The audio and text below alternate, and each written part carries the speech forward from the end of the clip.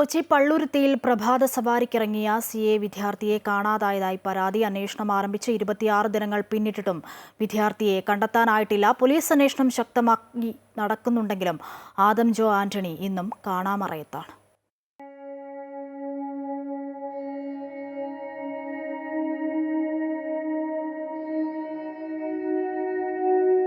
ആ സൈക്കിൾ ബെല്ലിനായി കാതോർത്ത് മകൻ്റെ മടങ്ങിവരവും സ്വപ്നം കണ്ട് ഉമ്മറത്തെ തിണ്ണയിൽ ഇടവഴിയിലേക്ക് കണ്ണും നട്ടിരിക്കുകയാണ് ആ അമ്മ.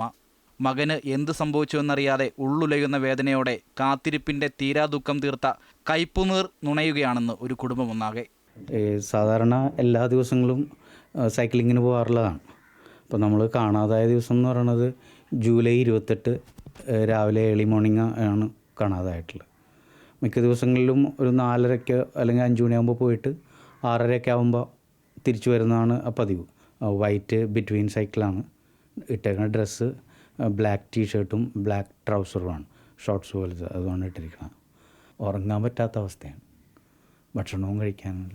അവൻ കഴിക്കുന്നുണ്ടോ എന്നുള്ള ആ ഒരു ബുദ്ധിമുട്ടും.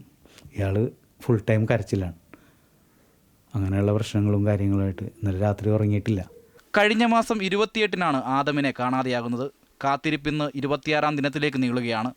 തിരുവനന്തപുരത്ത് വീട് വിട്ടിറങ്ങിയ 13-കാരിയായ പെൺകുട്ടിക്കായി പോലീസ് സേന ഒന്നാകെ രംഗത്തിറങ്ങി 24 മണിക്കൂറിനുള്ളിൽ കുട്ടിയെ കണ്ടെത്തുമ്പോൾ കൊച്ചിയിൽ നിന്നും കാണാതായ ആദം എവിടെ എന്ന ചോദ്യം മാത്രം ഇന്നും അനാഥമാവുകയാണ്.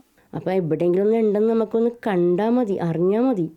തിരുവനന്തപുരത്ത് 13-കാരിക്ക് വേണ്ടി തിരച്ചിൽ നടത്തി 24 മണിക്കൂറിനുള്ളിൽ കാണാതായ 13-കാരിയെ കണ്ടെത്തുമ്പോഴാണ് 26 ദിവസം പിന്നിട്ടിട്ടും ഇന്നും ആദം കാണാമറയത്തുള്ളത്. ഈ രക്ഷിതാക്കളുടെ കണ്ണുനീരിനും ഇവരുടെ കാത്തിരിപ്പിനും ആര് മറുപടി പറയും? ക്യാമറമാൻ ശശികാന്തിനൊപ്പം അജയ്നാഥ്, അമൃത ന്യൂസ്, കൊച്ചി.